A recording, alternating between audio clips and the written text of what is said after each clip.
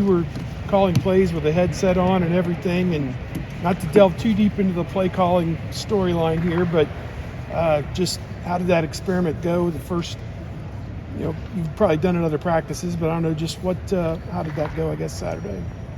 Saturday was great. I mean, I think that any chance we can kind of put the players in an unscripted situation and get as game-like as you can, it's always a positive.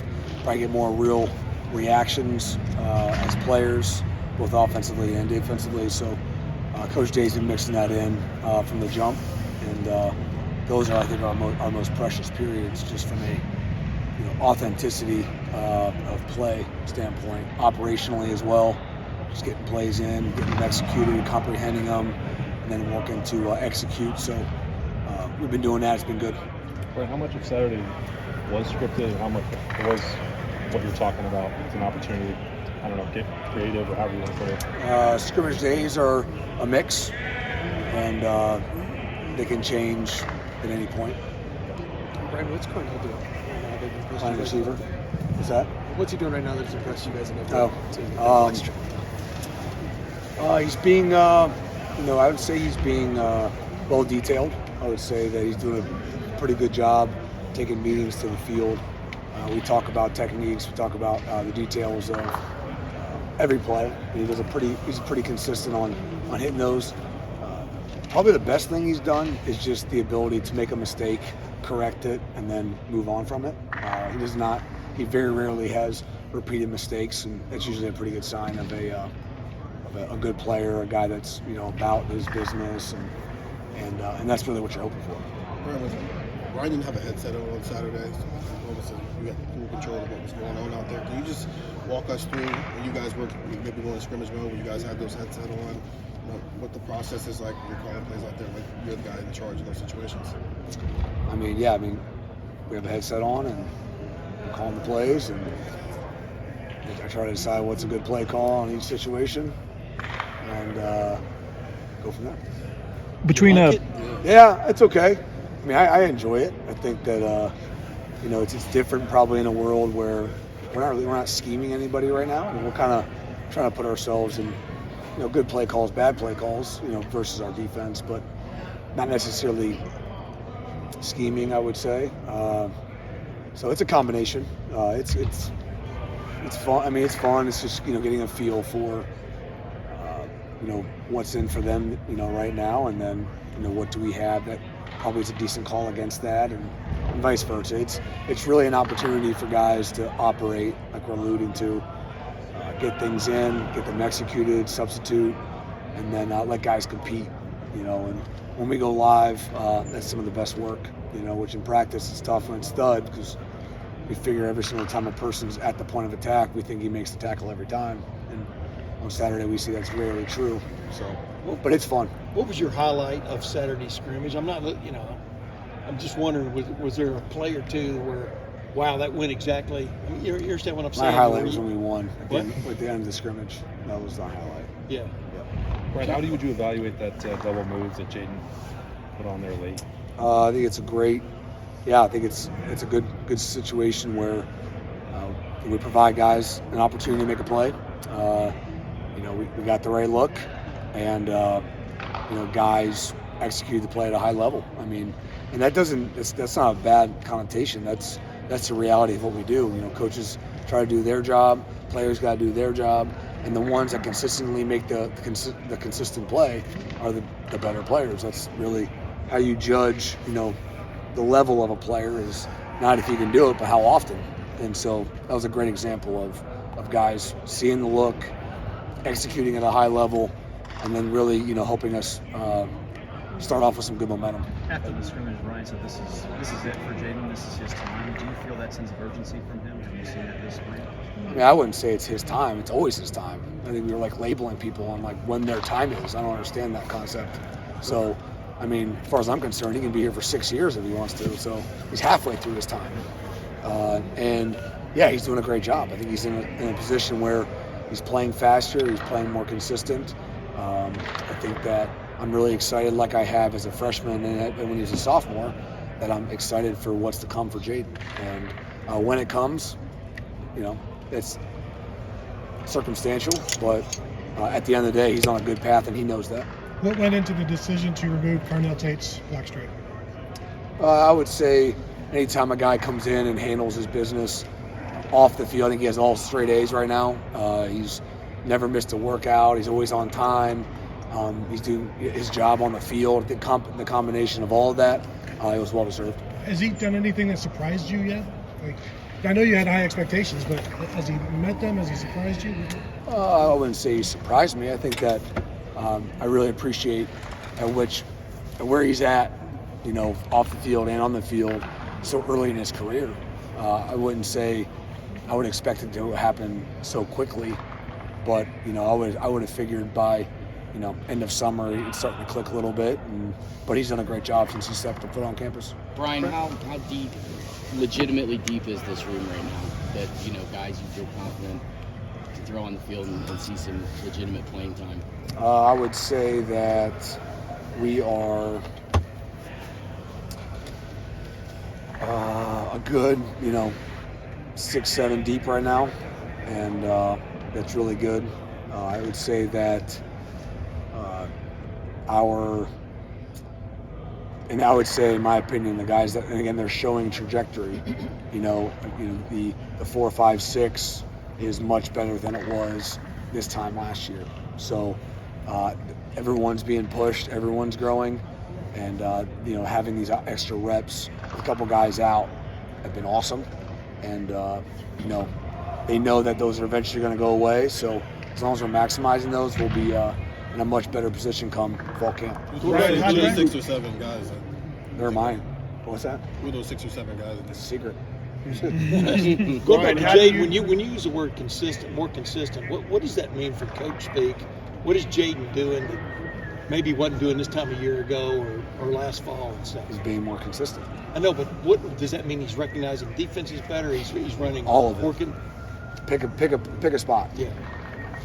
He's running faster, more consistently. He's catching the ball. He's always caught the ball great. Yeah.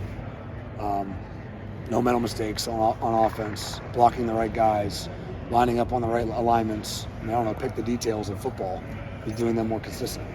Right now, play calling function. How is that developed right now? Say again. How are you integrating play calling, or did you call plays Saturday in the scrimmage and so out of the way? How do you get into that with limited, or is that every day? What do you mean? I'm not what you're asking. Play calling. Yeah, what about it? What do you want? Are you calling the plays? Yeah, we did some today and we did some on Saturday. Okay. We do it every day. So, that's just part of the opportunity to get guys, honest operation, install, apply, no scripts. They don't know what's coming. They can't review the scripts before they go on the field. So it just gets more of an authentic play the more we can do that. Now that you've had a few weeks of this coordinating the offense, running your position group, how do you devote your time and practices? Does that change at all? Yeah, that's a good question. I would say, yeah, you can feel the difference, I think a little bit. And it's not necessarily an allocation of time, but there's probably a little more in my head a little bit that's kind of going on. But again, it's awesome. It's definitely a little more uncomfortable than it would have been this time last year. But I would say that, anytime you're uncomfortable, you have a chance to grow, which is good. I'm just trying to figure out really, where, what I find most important.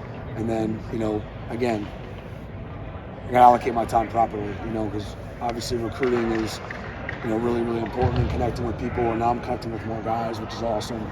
But also practice and also the receiver room. But, one thing I will say, though, my passion is still the receiver room, because that's never going to change that way. That's my home, so that's good. But there's definitely a balance of time a little bit. But it's good. I enjoy it. It's amazing how much extra time you had, and you don't really realize it. It's kind of like, what did I do when I didn't have kids? Like, how did I ever have a dirty house? Like, I don't even so it's the same kind of mindset. Like, how did I ever think I was busy before? So. Are there other position groups you like to work with? Do you work with now at practice you didn't a year ago? No, we have great coaches. I don't need to work with position groups. Does it make you meet with the quarterbacks? Do you ever just have time? No, not right now. We don't need one. I mean, But honestly, I don't see that being an issue. Is that down the road? I mean, Couldn't tell you. Does that make it a little easier to allocate your time knowing that you've got some veteran leadership? Oh my God.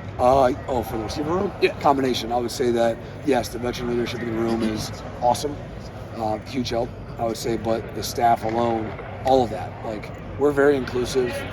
A lot of people talk when we're in the meeting room together. I believe in that.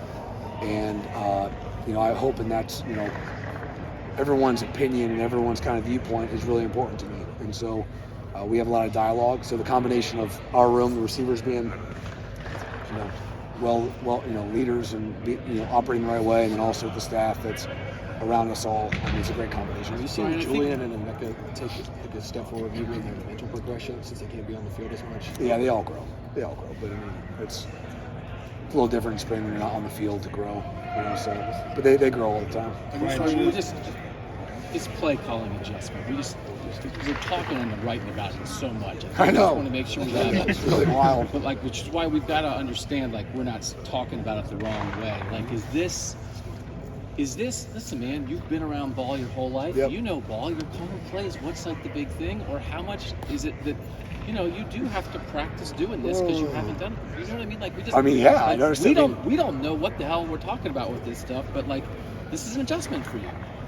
I mean, it's a learning opportunity. I would say, when you go from Stats 101 to Stats 200, it's probably a learning opportunity.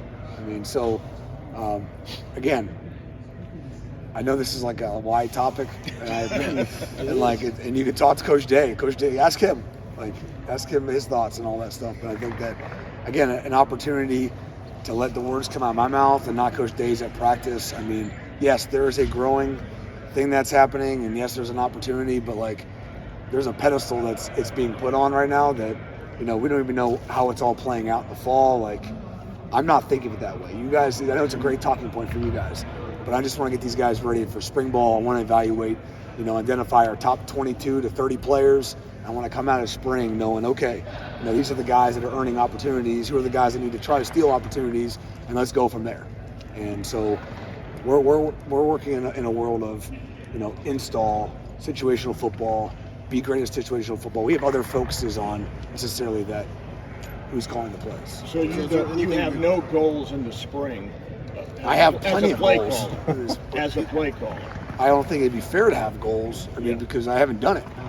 It'd be I don't know. Give me a understanding on my first time racing a car. I hope I want to make it around the track without blowing up the car. Yeah. So it's just one day at a time. I always constantly evaluate. My brain doesn't stop.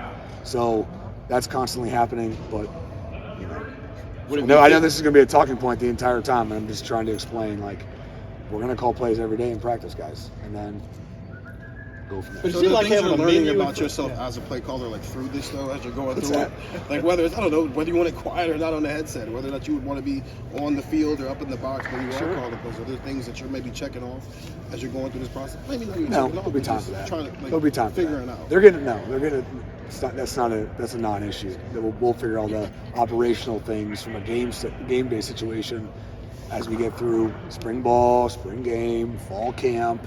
All these things will be a part of that conversation. How fast are you going around? It all needs to be, talked about. It will, but that's not really the focus right now. Brian, can I ask about a couple of players? Oh, I love that. Yeah. G made a tough catch on Saturday. Oh yeah, great catch. What do you kind of envision for him? We know that it's taken a couple of years since he was in that room. I think he's doing a great job. I think he's, from again sitting back, Coach Bailey would know a little more in depth than myself, but I feel him in this strain he has. Blocking DNs that probably had 50 pounds on them, and making a tough catch on Saturday and popping up, relatively quick, and just understanding what that can do to a defender that hit. I mean, just all of it, just the small details. I think he's doing a great job. Now he's showing he can do it. It's just now let's see him, and not how often, right? We always have the same conversation, and so I expect him to continue to progress, and he's doing a good job. And when you think about X, we obviously saw what he did in the Peach Bowl, and it seems like maybe sometimes he could do things that you all envisioned for Jackson last year, not on a day-in, day-out basis, but moving around formationally, coming out of the backfield. Is that still what you think for him, or I think Xavier Johnson is is a really good receiver and a really good running back. So it's our job to find ways to use that. And but he has a great skill set. Maybe limited here or there. That's our job to identify, not put him in tough situations. But I think highly of him as both. Brian, we saw Jaden Ballard make big plays, deep threat the other day. How are you seeing Jaden grow beyond just being a deep threat? I think that's the growth that needs to happen. I mean, frankly, the deep threat needs to continue to be consistent. Like if that's all we talk about, then it's going to be really hard to play past college football because that's not the reality of after college. But his growth as a complete player is the key to all his goals. And if one of his goals is playing a lot at Ohio State or being a starter, you will not just play at Ohio State. I mean, you'll participate, that's fine, but you're not going to be one of those starters if you're not doing it all at a high level. And that's the standard, that's the goal, and he knows that, and he's growing, like we said, in all of those facets. If you make a list of them, he's doing better in all of them. So you just got to continue that trajectory, and like I said, I mean, I'm really excited for everything to come to JB. It doesn't, it's not if, it's when. Do you feel like he's on the trajectory to where he can play a bigger role this season? I think so. I think that definitely better than where he was last year at this time, and that's all I can go off of. Is based on last spring, that calendar. All right, now how was the fall? And part of my conversation with him was I've been PO'd at him because I thought where he could have been last fall is where he is now. And I was like, I wish where he was now was last fall. He's 6 months behind, so where I thought he was going to be. So, it's all good. So just press him, but he's doing a great job, doing a really good job. Now he's got to keep going because that's if he just stops where he's at now, it's not going to be good enough. We got to be better. We've already asked about Carnell, but Noah and Bryson for them. What's the biggest thing for them right now as far as the biggest thing? Holy cow, it's everything. I would say. I think that, right now it's just the ability to continue to make mistakes and correct mistakes because they're going to happen all spring. Spring is really trying to build a foundation to help some young guys really do a great job through the summer and then do a great job in the fall camp. And now fall camp's like your third time doing it all, and it all can slow down a little bit, and now we can really put our best foot forward. Right now, young guys, a lot of times, they're just always scrambling. Now, Carnell's done a great job. He's not scrambling as much. So Noah's got to do a great job, and Bryson's got to do a great job of continuing to take notes, reviewing those notes, having mistakes on a Monday or a Tuesday, and then reviewing those notes again on a Wednesday or Thursday because we practice every 2 days. You can't let the mistakes of 2 days ago show back up in 2 days because that can happen if you're not organized. So the combination of all that, I would say, is their main focus. It helps a lot of guys to get more reps, but with two of your top guys out, how much does it help those two younger guys in particular, Bryson and Noah, be able to earn some reps that maybe they wouldn't have gotten if they were two more pegs down? Yeah, I mean, probably get a little more, but I would still make sure they had, got some reps. I would say that. But there's definitely more. You're definitely more in the fire. You're definitely running with groups that you probably wouldn't have ran with. I would say the competition, the body of the amount of reps is probably more who you're going against. I mean, based on how everything's rolling right now, Noah's going with the twos right now. So to go against everyone that's 2 years old, I mean, it's just different, and they're just trying to execute and be high. And Bryson's the same way, but they've shown great signs of making plays and having some savviness to them. We just got to increase consistency. How about a guy you don't have yet coming in the fall, Brandon? How much are you looking forward to getting him in here? Yeah, I mean, I think I'm focused on the guys that are here now. I think that, I think he'll definitely help us coming in and competing in the slot, with having, there's some times where, Mech's obviously out, and I'm going to take care of Xavier. So, the guys competing in the slot right now are Reese Stocksdale, Caleb Brown, and Bryson Rogers. And it's really the three guys we have that are competing right now through spring. So, God, if we had him here, it'd been great to see that competition. But, I mean, there'll be some similarities probably in fall camp, being smart with guys too. So it would be great to have him in that group of those 3 or 4 guys and watch them compete. Brandon, how often does Evan Pryor even come to mind right now? Obviously, he's still not full grown and stuff. I mean, how do you keep a guy like that in mind when all this other stuff is going on? Well, I'd say say through spring, we're just focused on the guys that are on the field and working on getting them better. I mean, obviously, the guys in the training room, everybody, and Coach Alford's focused on making sure he's not falling behind and staying on top of it mentally and all those things and getting right. But right now, we're, at least myself, I'm just focused on, we have a great number of backs that are getting good work now in spring, and that's really my focus lies. Brian, we all know what this receiver room has been like at Ohio State, but when Chris and Garrett have rookie years in the NFL like they had, what does that do for you as a coach in terms of, hey, this is how we're preparing our guys for the league? Is it confirmation of anything? And how do you think it affects how the NFL views Ohio State receivers, how recruits view the Ohio State receiving? I think we've done a good job of. I think the development's been good. I don't want to speak on what other people think about. That's uncomfortable. But I think that, in my opinion, there's so many variables that play into how a rookie year can go. So you just don't know. I'm proud that they finished the season. I'm proud that they stayed healthy. That's a big thing in that league, and hopefully they learn a little bit of that importance of that here. So that's great. I would say, hopefully they're a pleasure to coach up there. I hope that, again, there's more to just maybe statistically on how they're operating. I hope they appreciate them as young men, because we spend a lot of time on that, and we know who they are as men. But I would say that, I think, it's probably a good reflection of how we operate and the transition from Ohio State to the NFL, and obviously that's important, right? I mean, I didn't go to school to just stop at school. I went to school to get a degree and get a job. So while we're going to school, it's really important, but we're playing football at a really high level because we're trying to reach a goal. And I think that not only are we reaching that goal, but doing a pretty good job of operating at that goal. I'm not just becoming a CEO, I'm a really good CEO. So that's always the goal. And I think that, it's good proof in the pudding, as you'd say, but again, it's not about if you can do it, it's about how often you can do it, and that's how we operate. So a couple guys are doing a great job. Looking forward to Jackson's opportunity, and then the plethora of others that are coming behind him. So it is part of it, right? But I don't want to speculate on what other people think. What is somebody with your Last question background, when you guys are evaluating quarterbacks, what do you add that maybe Ryan or Corey don't see? Say that one more time, sorry. Just with your receiver background, yeah, your coaching, when you guys are evaluating the quarterbacks, what do you maybe add or see that maybe guys with quarterback backgrounds overlook or well, we've done a darn good job at quarterback, so I hope I'm on the same page as them. That's how I see it. So, it's not like anything needs to be fixed on the evaluation side of things. I would just, I like learning from perspective. I'd like to, one day, if I got to make the full call, I want to know what Coach Dennis and Coach Day see and Coach Fitch. I'm absorbing what they think. I'll give you my 2 cents on, what I see. But holy cow, those 3-4 guys, they know exactly what they're doing. So I'm just glad to be in the same room with them when they're talking quarterback play. Coach, thank you very much. Thanks, Coach. Thanks, guys.